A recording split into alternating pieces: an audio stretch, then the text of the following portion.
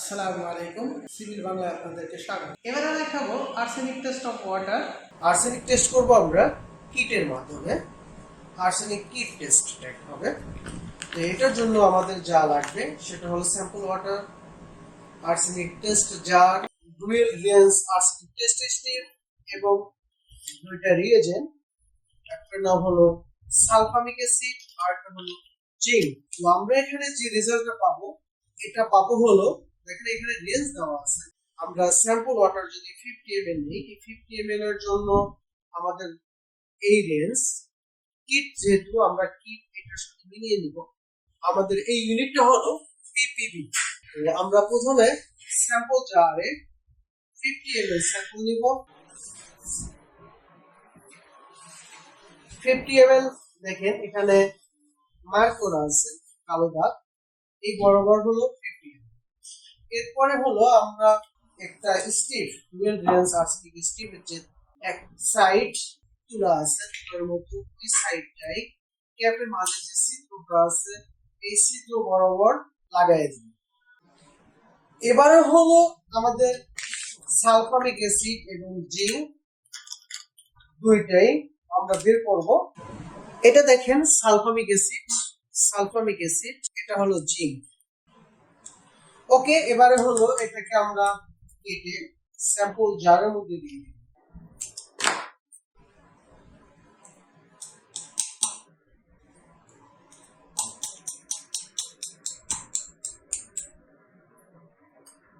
এবারে হলো ক্যাপটা ভালো করে আটকে দিব।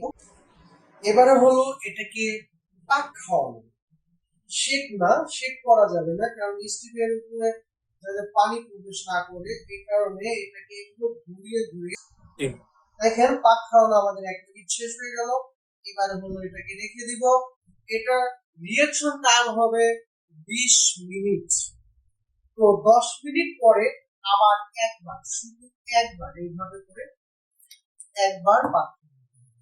তো আমরা এইভাবে 20 মিনিট রেখে দিব। 20 মিনিট পরে আমরা ওকে দেখেন আপনারা একটু লক্ষ্য করেন এখানে বুদবুদ আকার তৈরি হচ্ছে। এটা হলো হাইড্রোজেন গ্যাস এবং হলো আর্সেনিক গ্যাস।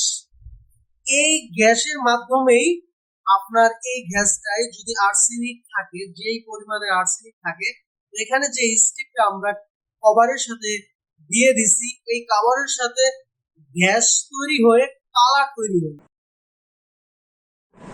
ওকে দেখেন 10 মিনিট হয়ে গেল। এবারে হলো আমরা একবার পাক খাওয়াবো। ওকে দেখেন আমাদের 20 মিনিট হয়ে গেল। এবারে হলো আমরা স্টিকটা বের করে নিব। এবারে হলো আমরা যেহেতু এটা কিট প্রস্তুত, এটা আবার আমরা এই কালারের সাথে মিলাবো। দেখেন প্রথম কালারটা হলো 0, তারপর হলো 10, 25, 50, 100, 250, 500। তো যেটার সাথে মিলে যাবে এটাই হলো আমাদের আর্সেনিক। আর্সেনিকটা আসলে আমাদের জিরোর সাথে মিলে গেছে, আমাদের এটা আর্সেনিক হলো 0। আমরা যদি একটু জানার চেষ্টা করি সেটা হলো এই, আমাদের ঢাকার পানিতে আর্সেনিক নেই। দ্বিতীয় কথা হলো আমাদের এটা হলো সারফেস ওয়াটার। সারফেস ওয়াটারে যেহেতু আর্সেনিক থাকে না সেহেতু আসলে আর্সেনিক নেই। যদি আর্সেনিক থাকতো এরকম ইয়েলো কালার হয়ে যেত, তারপরে একটু গাঢ় ইয়েলো। তারপরে দেখেন যদি আর্সেনিক যত বেশি হবে কালারটা তত বেশি হয়ে যাবে। এভাবেই হলো আমাদের এই আর্সেনিক কিট প্রসিডিউর। আমরা যেই ইউনিট পাবো ইউনিটটা হলো পিপিবি। Okay, thank you.